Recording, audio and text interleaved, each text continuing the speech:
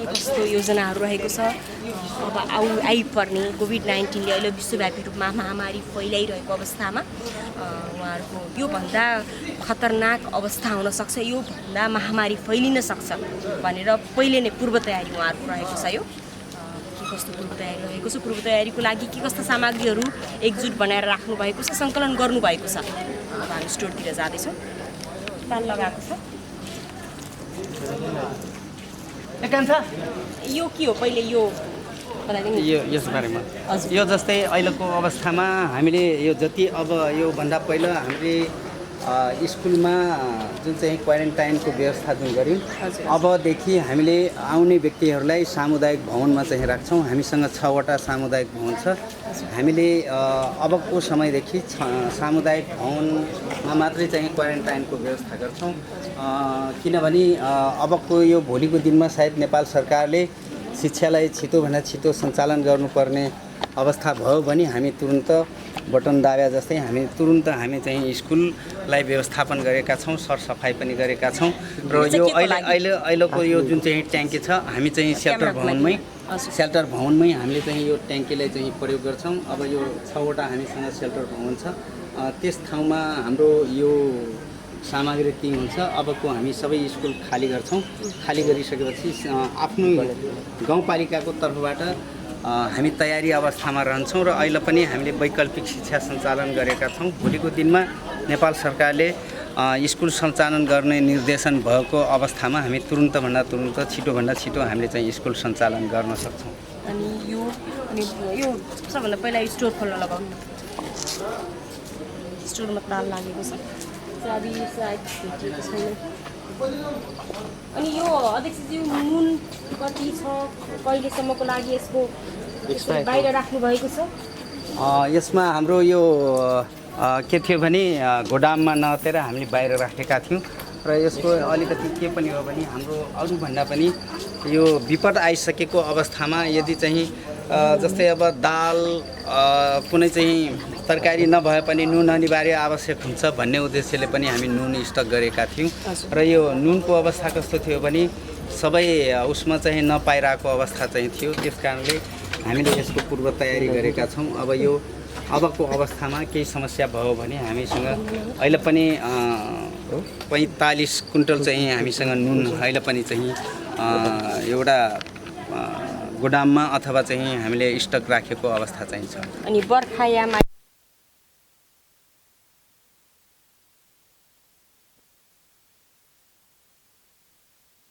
पनि छ। बाहिरको अवस्थामा यसको चाहिँ जुन प्लास्टिकबाट यो बेडेको अवस्था छ, यो चाहिँ केही फरक पर्दैन यो। र चाहिँ हामीले यसलाई ढाक्नका लागि तिरपाल पनि छ। अब तिरपालले कहिलेकाहीँ ढाक्या हुन्छ। अहिलेको अब यो खुल्ला भए पनि त्यस्तो खासै समस्या छैन यसमा। अब भित्र स्टोरमा जाउँ। अब चाहिँ हामी यस गाउँपालिकाको स्टोरतिर जाँदैछौँ, जहाँ सम्पूर्ण खाद्य सामग्रीहरू, दैनिक उपभोग्य सामग्रीहरू राखिएको छ। के छ, कति मात्रामा छ? हाम्रो यो चामलको स्टक हाम्रो कस्तो छ भने 200 कुन्टल चामल चाहिँ छ हामीसँग। त्यसपछि चाहिँ हाम्रो यो ठुलो सङ्ख्यामा बस्ने भएको हुनाले हामीले भाँडा पनि व्यवस्थापन गरेका छौँ। यो दिने सिस्टम कस्तो छ भने जस्तै कुनै वडाले 20 कुन्टल चामल लग्यो, 20 कुन्टल चामल लगिसकेपछि फेरि पनि हामी त्यो 20 कुन्टल चामल बराबरको हामीले फेरि चाहिँ यो स्टकमा जम्मा गर्छौँ। अहिलेको चाहिँ 200 कुन्टल हामीसँग चाहिँ यो चामल स्टक अहिले पनि छ। र यो जस्तै अब एउटा वडाले 20 कुन्टल लग्यो, अर्को वडाले 20 कुन्टल लाग्यो, जस्तो 100-200 को चाहिँ यो मतलब माग भएको अवस्थामा हामी फेरि पनि त्यसलाई चाहिँ गोदाममा जे होस् हाम्रो गोदाममा 200 कुन्टल हाम्रो चाहिँ रहिरहन्छ। जस्तै यो आइसोलेसनमा चाहिँ यो बेडको लागि व्यवस्थापन गरेका छौँ। त्यसपछि चाहिँ यो पङ्खाहरू हो। अब यो अनि त्यसपछि यो अध्यक्ष पछाडि हिँड्न असम्भव, यो समाएर आफै बोलिदिनु है तपाईँ। जस्तै हामीले यो अहिले पनि तेलको व्यवस्था गरेका छौँ। जस्तै अब यो जति गोदाममा देखिरहेको छ यो चाहिँ तयारी अवस्था छ। अब यो ठुलो सङ्ख्यामा मान्छे बसेको अवस्थामा अब यो ठुलो भाँडाहरू पनि छ र केही भाँडाहरू हामीले क्वारेन्टाइनमै चाहिँ दिइसकेको अवस्था चाहिँ छ। अहिले चाहिँ यहाँ स्टक छ। जस्तै अब यो खास गरी यो हल चाहिँ पहिलाको अवस्थामा यो सभा हल हो, बैठक हुने। अनि अहिलेको अवस्थामा यो कोरोना भाइरस कोभिड-19 को चाहिँ जुन कोरोना भाइरस जुन सुरुवात भइसकेपछि हामीले यसलाई चाहिँ गोदामको रूपमा चाहिँ प्रयोग गरेका छौँ। मास्क सेनिटाइजर हाम्रो यो गोदामको रूपमा पनि छ र चाहिँ यसको चाहिँ स्वास्थ्यमा पनि यसको साबुनहरू अनि त्यसपछि चाहिँ सरफहरू यो सबै चाहिँ हाम्रो गोदाममा छ। तपाईले एउटा सोध्न मन लागेको प्रश्न अध्यक्षजी। हजुर। जस्तै विभिन्न एउटा प्रश्न मेरो मनमा लागेको छ। जस्तै विभिन्न स्थानीय तहमा जनताहरूको के गुनासो आएको छ भने क्वारेन्टाइन आइसोलेसन सेन्टरहरूबाट के गुनासो आएको छ भने त्यो कुहिएको चामल खुवाए अनि किरा परेको चामल खुवाएर इभन राहत वितरण गर्दा पनि कुहिएको चामल वितरण भयो भन्ने खालको गुनासोहरू आएको छ। यहाँ कति भयो यो चामल ल्याएको, यसको डेट कहिलेसम्म छ, कति भयो ल्याएको, कुन उसको क्वालिटीको चामल हो बताइदिनुहोस्। यसमा सबैभन्दा पहिला त यो चामलको विषय मात्रै नभएर राप्ती सोनारी गाउँपालिकाले वितरण गर्नु खाद्य पदार्थका कुराहरू दाल चामल अनि यो जुन छ यो मैले पहिले खरिद गर्नुभन्दा पहिला के भनेको थिएँ भने कतैबाट यो चाहिँ कमेन्ट नआओस् कि चाहिँ डेट गएको र चाहिँ त्यो खानयुक्त नभएको चामल अथवा दाल यो चाहिँ त्यस्तो गर्नु हुँदैन। हामीले थोरै सङ्ख्यामा वितरण गरे पनि हामी राम्रो वितरण गरौँ भन्ने उद्देश्यले हामीले एकदमै राम्रो चामल अहिले पनि यो हेर्न सक्नुहुन्छ।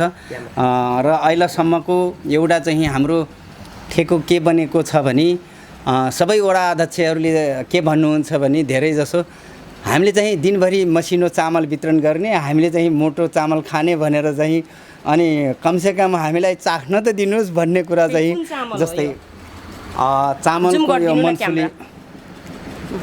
मनसुली चामल हो र चाहिँ यतातिरको हाम्रो यो पनि यता हेर्न सक्नुहुन्छ। यो एकदमै राम्रो क्वालिटीको हामीले चाहिँ यो चामल चाहिँ हामी छनौट गरेर हामीले यसरी चाहिँ वितरण गरेको अवस्था छ। र धेरैजनाको आशा के पनि थियो भने यो यति राम्रो दाल छ, दाल पनि हेर्न सक्नुहुन्छ, चामल पनि हेर्न सक्नुहुन्छ। अनि यो भोकपरी भएको बेला यस्तो महँगा चामल चाहिँ किन वितरण गर्ने भन्ने चाहिँ वडा अध्यक्षजीहरूले पनि भन्नुभयो। त मैले भने यो कसैले चाहिँ महँगा चामल खानै नमिल्ने अथवा चाहिँ खान पाउनु भन्दा पनि हामीले आफ्नो कामको जिम्मेवारी कर्तव्य चाहिँ जे छ त्यसलाई चाहिँ बोध गर्नुपर्छ भन्ने कुरा गरिसकेपछि हामीले यसरी यो चामल पनि हामीले यसरी वितरण गरेका छौँ। चामल यो कोभिड-19 को अझ महामारी फैलियो भने त्यसको लागि पूर्ण तयारीमा बस्नु भएको छ। सर्वप्रथम त यो अबको समयमा धेरै थप समय चाहिँ नजाओस्, तर पनि हामीले यो अवस्थामा हामी पूर्व तयारी छौँ, अझै पनि हामी चाहिँ तयारी छौँ। किनभने हाम्रो आइसोलेसनका कुराहरू गर्नु चाहे क्वारेन्टाइनका कुराहरू गर्नु अबको अवस्थामा हाम्रो भनाइ के छ भने हामी सबै स्कुललाई चाहिँ खाली गर्न भनिसकेका छौँ। अबको आउने व्यक्ति हामी यो सेल्टर भवन अथवा चाहिँ सामुदायिक आश्रय भवनमा हामीले सुरुवात गरिसकेका छौँ। अहिले चाहिँ हामीसँग बनेको 6वटा भवन हामीले निर्माण गरेका छौँ। त्यो निर्माण भइसकेपछि अहिले चाहिँ यो कोरोना भाइरस आइसकेपछि हामीलाई एकदमै त्यो सहज भयो त्यो व्यवस्थापन गर्न।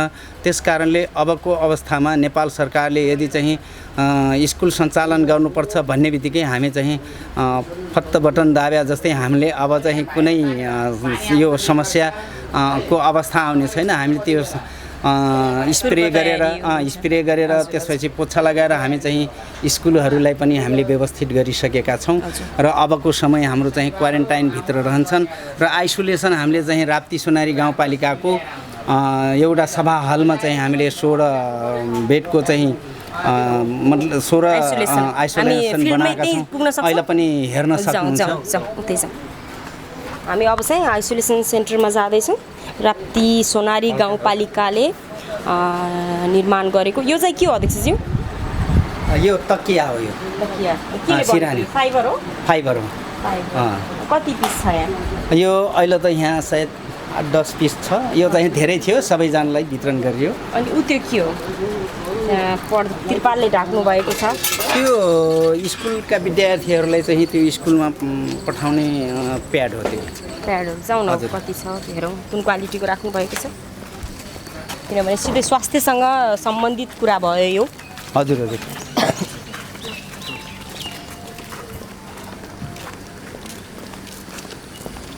यो कति पिस छ, कति कहिले लिएर आउनुभएको? यो भर्खरै हाम्रो चाहिँ 1 महिना जति भएको छ। हजुर। अब यसमा कुन क्वालिटी हुन्छ त्यति त मलाई यो विषयमा स्वास्थ्यको उसमा त्यति ज्ञान छैन, तर सेनिटरी प्याड यो 25 हजुर हामीले यो 25 अरे कति हजार मलाई चाहिँ ठ्याक्कै यो ज्ञान भएन। म अहिले चाहिँ म चाहिँ त्यो फेरि पनि सोधेर म अहिले चाहिँ डिटेल डाटा दिन सक्छु। सोधेर नमार्नु के गर्नु पर्यो ल छोडिदिनु कहाँ मार्ने बिचरा नै नमार्नु यसको पनि त ज्यानो सरलाई हजुर जिन्सीमा यो प्याड कति सङ्ख्या हो भनेर एकदम फास्ट एकछिन हाम्रो यो आउने यसको सङ्ख्या चाहिँ 73,000 ठान हो। अहिले चाहिँ 2,000 मात्रै चाहिँ आएको अवस्था चाहिँ छ। यो राख्ने ठाउँ नभएर अब यो अस्ति नै ल्याएर यो राखेको छ। हामी जब स्कुल खुल्ने बित्तिकै हामी स्कुलमा सप्लाई गर्ने क्रममा यो सबै सामान आइसक्छ। हुन्छ अब चाहिँ हामी आइसोलेसनतिर जाँदैछौँ होइन? हजुर आइसोलेसन कति टाढा छ? नजिकै छ।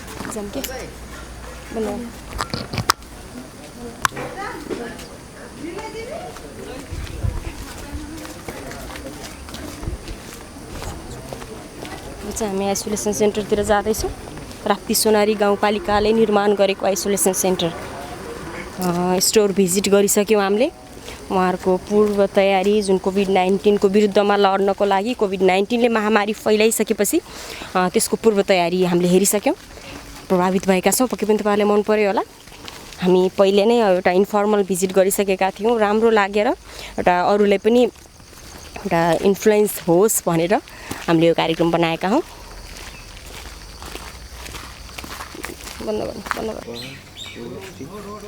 अहिले चाहिँ हामी आइसोलेसन हलमा आइपुगेका छौँ। आइसोलेसन निर्माण भएको छ, उहाँहरूको पूर्व तयारी रहेको छ। तर अहिलेसम्म कोही पनि आइसक्नु भएको छैन आइसोलेसनमा, आउने अवस्था पनि नआओस् हाम्रो कामना रहेको छ यो। र अब आइसोलेसनमा के कस्तो सुविधाहरू के कस्तो व्यवस्थापन रहेको छ हामी भित्र जाँदैछौँ। यस राप्ती सोनारी गाउँपालिकाका अध्यक्ष लाहुराम थारूसँग हामी आइसोलेसन भिजिट गर्दैछौँ। हाम्रो यो राप्ती सोनारी गाउँपालिका गइएको यो समाएर एक्सप्लेन गरिदिनुहोस् कहाँ के छ। यो राप्ती सोनारी गाउँपालिकाको बहुउद्देश्य हल चाहिँ हामीले निर्माण गरेका छौँ र यो खास गरी हामीले अहिलेसम्मको हाम्रो राप्ती सोनारी गाउँपालिकामा 54 जनाले पोजिटिभ देखेका थिए। त्यसपछि चाहिँ हामीले त्यो स्कुलमा व्यवस्थापन गरेका थियौँ भने अहिलेको अवस्था सबै स्कुल खाली गरेर हामी चाहिँ राप्ती सोनारी गाउँपालिकाकै बहुउद्देश्य हलमा अबको केही समस्या पर्यो जस्तै पोजिटिभ देखेको अवस्थामा हामी यही कोठामा हामीले चाहिँ यो निर्माण गरेका छौँ। यो सबै पार्टिसिपेसन यो गाउँपालिकाले गरिसकेपछि हामी यो हुन त अहिले खाली छ, यो चाहिँ यसमा कसैलाई आउनुपर्ने अवस्था नहोस्, तर पनि अब हाम्रो तयारी चाहिँ छ। हुन त अब यो तयारी गरिसकेपछि अब हुनैपर्छ भन्नुभन्दा पनि अरू कुनै कामको लागि गरेको भए कस बेला गरौँ के गरौँ भन्ने अवस्था हुन सक्थ्यो भने यो कसैलाई चाहिँ यसमा बस्नुपर्ने परिस्थिति चाहिँ नआओस्। यो हाम्रो लागि अब यो खास गरी स्कुललाई खाली गर्नुपर्छ भन्ने उद्देश्यले हामीले चाहिँ सेल्टर हल बहुउद्देश्य हल हामीलेसँग यो सहितको चाहिँ 60 वटा छ र टोटल हामीले गाउँमा बनाए निर्माण गरेको 6 वटा यस्तै किसिमको चाहिँ सेल्टर हलहरू चाहिँ छ र यसमा प्रत्येक उसमा अस्तिसम्मको यो सबै बेडहरू रेडी भएको अवस्था थियो भने आज चाहिँ सबै यो बेडलाई उठाएर यो राखिएको अवस्था छ। अहिले सायद अब काममा आउँदैन कि युज हुँदैन कि भन्ने चाहिँ सोच छ। अब युज गर्न नपाए एकदमै राम्रो हुने थियो भन्ने चाहिँ यो प्रत्येक कोठामा 2-2 वटा पङ्खा चाहिँ एउटा चाहिँ हामीले टेबल फ्यान राखेका छौँ, एउटा चाहिँ यो फ्यान यसरी चाहिँ हामीले राखेका छौँ।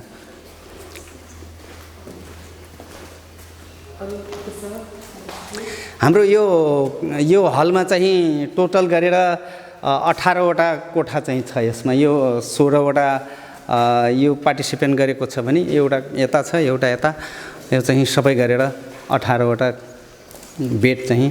अब त्यसरी 1 जना 2 जना बस्ने हो भने त अब धेरै पनि हुनसक्छ, तर प्रत्येक व्यक्तिले मतलब एउटा कोठा युज गर्ने भनेर हामीले यसरी चाहिँ व्यवस्थापन गरेका छौँ। यो बहुउद्देश्य हल, यसमा चाहिँ जस्तै अब कुनै चाहिँ जनचेतना कार्यक्रमका कुराहरू हुनसक्छ, राजनीतिक दलले आफ्नो कार्यक्रम गर्ने कुराहरू हुनसक्छ, या चाहिँ यसमा चाहिँ भोज विवाह पार्टी अब जे पनि यो चाहिँ बहुउद्देश्य भनेपछि जे पनि गर्न पाउने र यसमा पटक पटक हाम्रो यो चाहिँ मञ्च हो, यसलाई चाहिँ हामी यसरी व्यवस्थापन गरेका चाहिँ छौँ। यति राम्रो व्यवस्थापन गर्नुभएको रहेछ।